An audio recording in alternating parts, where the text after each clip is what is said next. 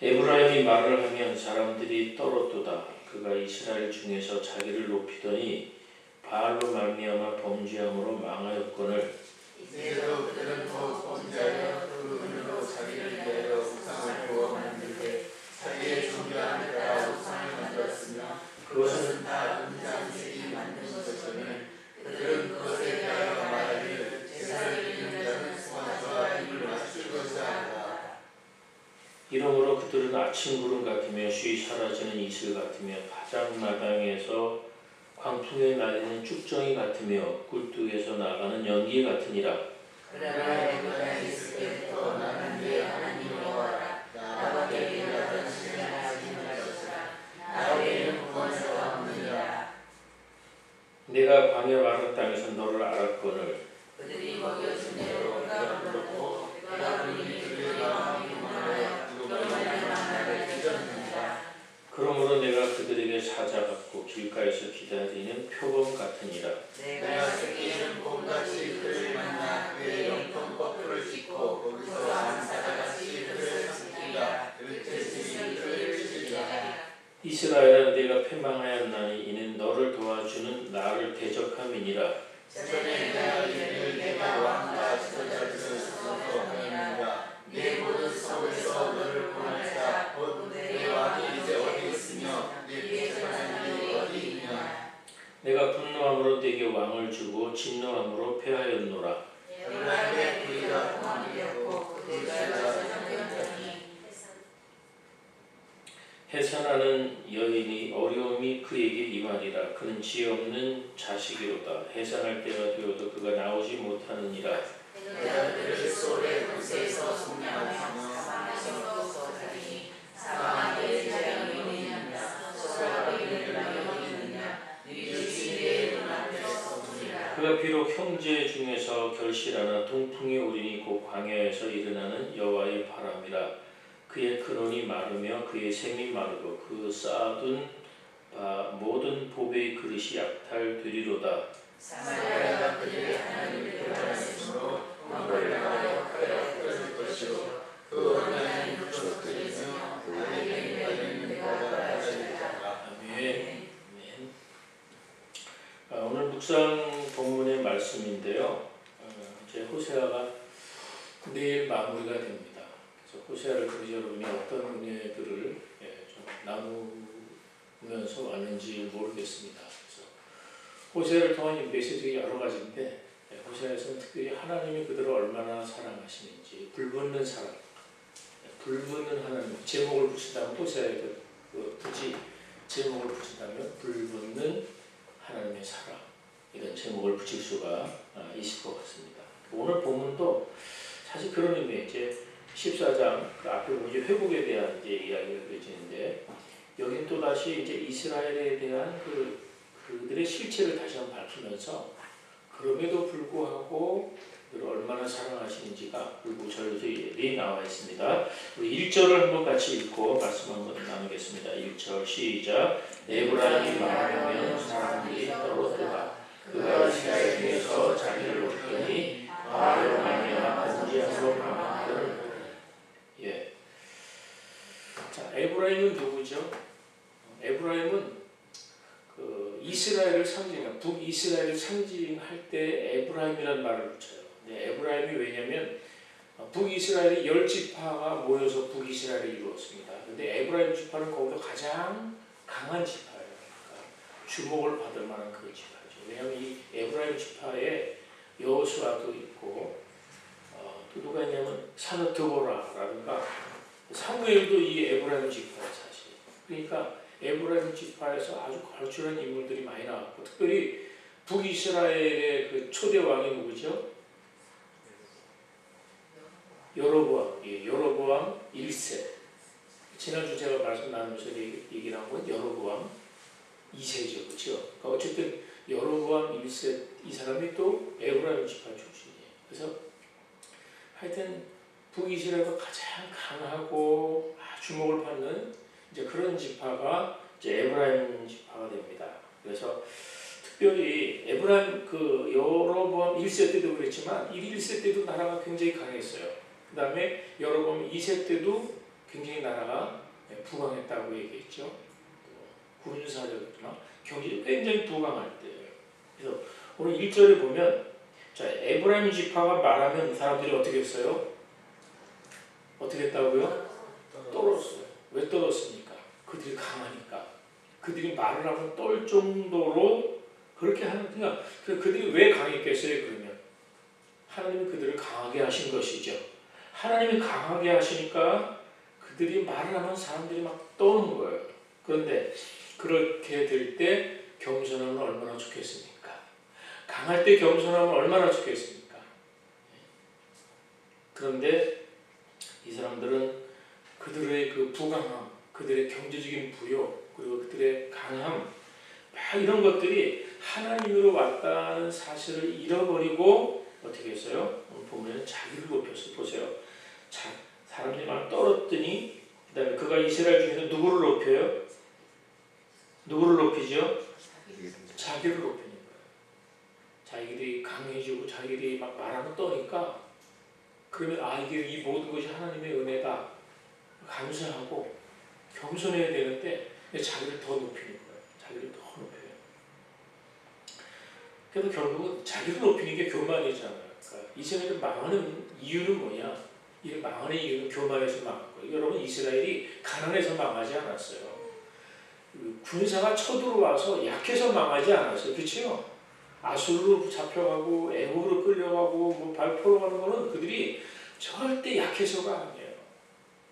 약해서 망한 게 아니라 이래 망한 이유는 몇 가지가 있는데 그 중에 하나는 교만 때문입니다. 잘 될 때 교만했기 때문이에요.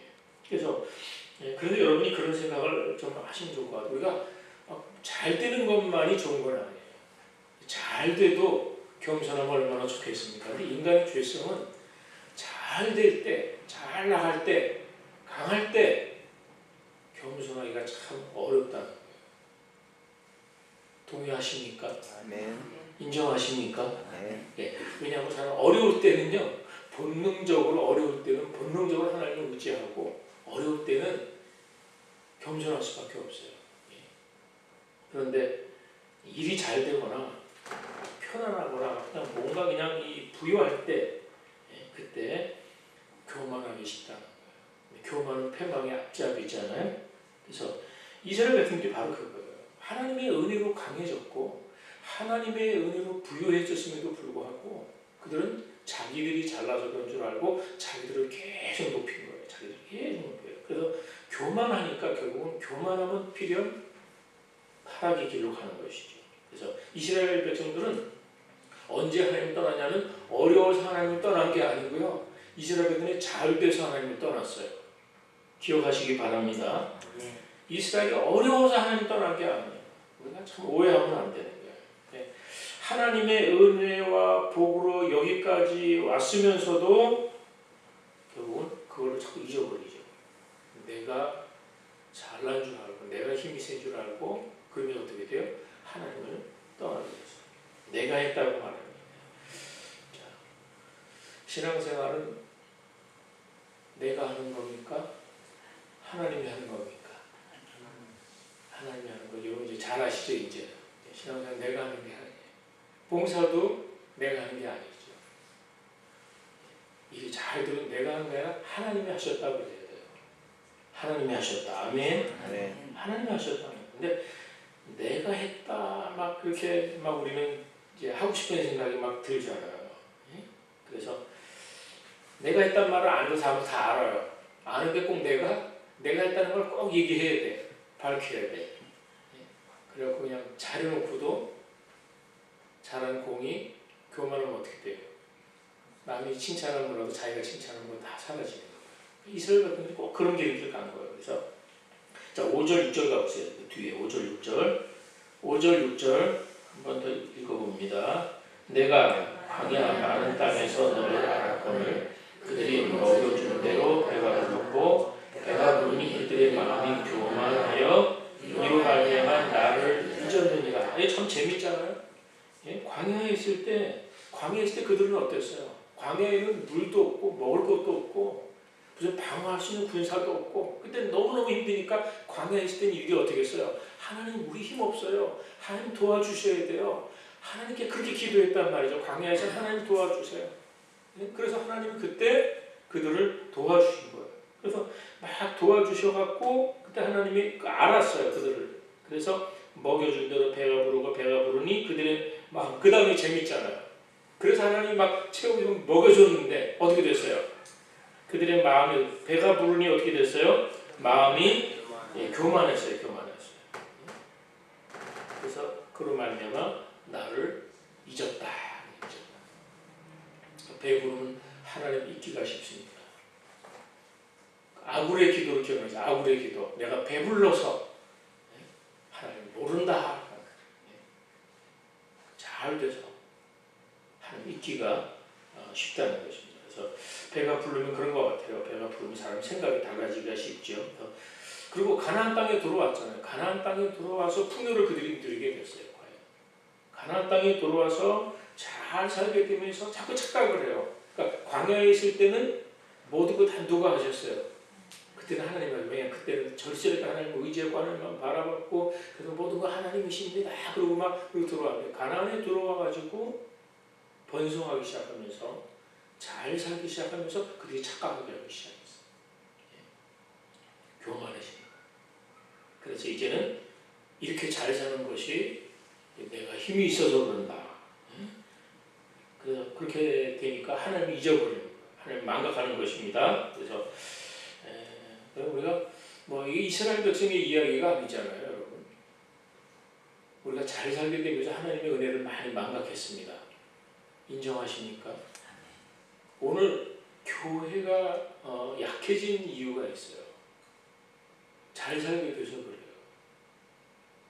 우리가 어려울 때 교인들에게 살기가 힘들고 나라 환경이 힘들고 민족이 고통당하고 막 그럴 때는 교인들이 그저 교회 나가서 은혜 받고 하나님을 의지하고 그러면서 그냥 어떻게든지 하나님 앞에 매달려서 기도하던 우리 민족이죠.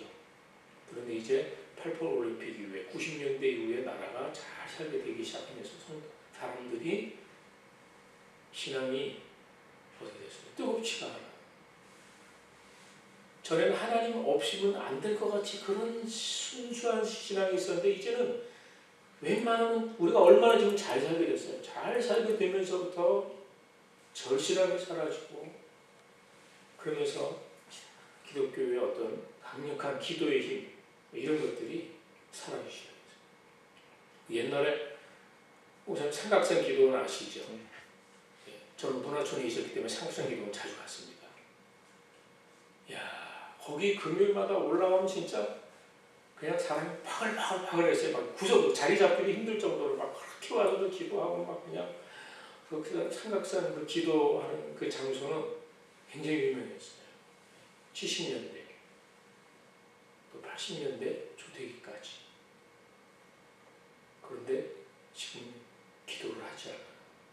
그냥 안 어렵거든요. 지금 여러분 기도 안 해도 지금 다 먹고 살잖아요. 그죠? 모든 환경도 기도 안 해도 왜 그러냐면 기도 안 해도 이제 나라가 먹여 살려요. 어려우면 나라가 도와주고 말이죠. 애들도 보육료 내주고 말이죠. 지금 얼마나 우리가 너무너무 잘 살아요. 생각해 보면 또 나이가 드는 교통비도 주고 말이죠. 그죠? 그런저런 또 그러면서 우리가 사실 잘 살게 되면서 바로 우리 현실의 이야기를 호세아를 통해서 한다는 그런 생각을 이제 하게 됐어요. 자, 보시면 그런 생각이 있는 거예요. 그런 생각이 있어요. 근데 그걸로 끝나지 않아요.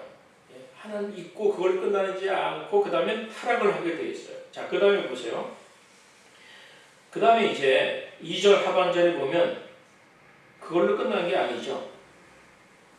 바알로 말미암아 어떻게 됐어요? 자기를 높이고 끝나지 않아서 어떻게 됩니까? 바알로 말미암아 범죄함으로 망하였거늘. 그래서 바알 신앙을 이제 끌어들이게 되는 것이죠. 바알 신앙. 그래서 바알 신앙은 특별히 두 가지를 만족해 줍니다. 바알은 풍요의 신이거든요. 풍요의 신. 동시에 음란의 신이에요. 그래서 풍요라는 건 부요함이잖아요. 부요함을 다른 말로 하면 탐욕이에요. 탐욕을 채워줘요. 또 음란한 건 뭐예요? 쾌락이에요. 탐욕과 쾌락 이 두 가지를 채워줄 수 있는 신이 바알 신이에요. 그럼 사람들이 왜 그렇게 여러분 이해가 안 되죠. 어떻게 하나님을 그냥 버리고 바알 신으로 확 갈 수 있는가? 근데 그렇게 이해를 우리가 할 수 있어야 돼요. 왜냐하면 그 당시 하나님을 믿는 민족은 누구만 하나님을 믿어요? 오롯이 이스라엘 백성들만 하나님 믿고 여타의 수많은 나라들이 여타의 많은 나라들이 하나님 믿지 않는 거야. 다 보면 바알 신을 믿고 저런 신을 믿고 다 그래요. 그러니까 비교가 되겠어요, 안 되겠어요? 비교가 돼요. 바알 신은 매력이 있죠. 그러니까. 더군다나 그들이 농경사회에 들어와서 농사는 그들에게 경험이 적은 거예요. 농사는 특별히 비가 내리지 않으면 너무너무 어려워요. 그런데 바알 신 비를 내려주고 또 아세라 신이 그 다산의 신이라고 그랬잖아요. 가축이 막 새끼를 많이 낳아 부여된 그런 상황 속에서 그 신이 얼마나 매력적으로 보였겠어요. 거기다가 또 적당히 쾌락까지 겸할 수 있어요. 탐욕과 쾌락을 채워주니까 얼마나 멋있고 근사해 보이는 겁니까? 그래서 그러니까 뭐 허무한 데 이렇게 넘어갔다기보다 그들의 욕심이, 그들의 교만함이 더 잘 살고 싶어서 이미 하나님이 잘 살게 해주시는데도 불구하고 뭐의 욕심이 그 다음에 더 잘 살고 싶은 거예요. 더 나가고 싶은 거예요. 그 다음에 쾌락도 즐기고 싶은 거예요. 그러니까 바알 신앙을 받아들이고. 그러니까 어떻게 보면은 그 취향에도 다들 취향하고 맞는 거예요. 근데 하나님은 어때요? 너희 보입니까? 안 보입니까? 안 보이죠. 보이지 않는 하나님 뭐 어떻게 하시죠? 하나님은 말씀하시는 분이에요. 그러니까 바알은 말씀하시는 신이 아니에요. 바알은 뭐에 가서 제사 드리고 기분 좋게만 해주면 되는 거야. 비나이다 이렇게 지성만 드리면 되는 거예요. 그러니까 어쨌든 막 그 종교 의식만 하면 무슨 부담이 없어요. 그렇잖아요. 기복종이나 모든 우상신들은 그냥 신에게 정성을 빚는 그걸 끝이에요. 뭐 윤리적으로 살 필요가 없어요. 다른 우상이나 이런 신 보면 뭐 그러니까 너희들 잘 살아야 돼 이렇게 물론 불교에 마음 종교가 있고 이런 게 있긴 있지만 근본적으로 이런 자연신에서 발생한 이런 우상들은 대개가 어떤 삶하고는 관계가 없이 그저 복을 내려주고 잘 살게 해주고 무병장수해주고 애구를 막아주고 이런 게 우상의 특징이잖아요. 그러니까 얼마나 편안해요. 근데 하나님은 어때요? 말씀을 하시거든요. 근데 말씀은 어떤 말씀이에요? 회개하라는 거예요. 네? 그렇게 살면 안 된다는 거예요.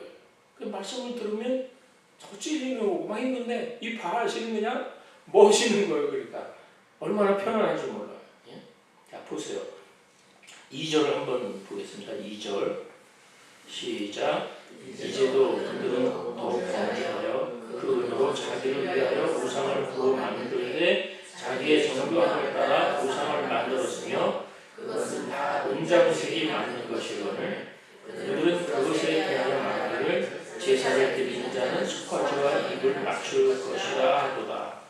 자, 그들은 이제 바알 신앙을요 뭐 스물스물 조금씩 이렇게 아니라 그냥 확 간 거예요. 확 간 거예요. 적극적으로 그냥 그 가난에 들어가서 이 신에게 그냥 이렇게 자기 욕심이 생기니까 교만해지고 더 잘 되고 싶으니까 확 가버린 거예요.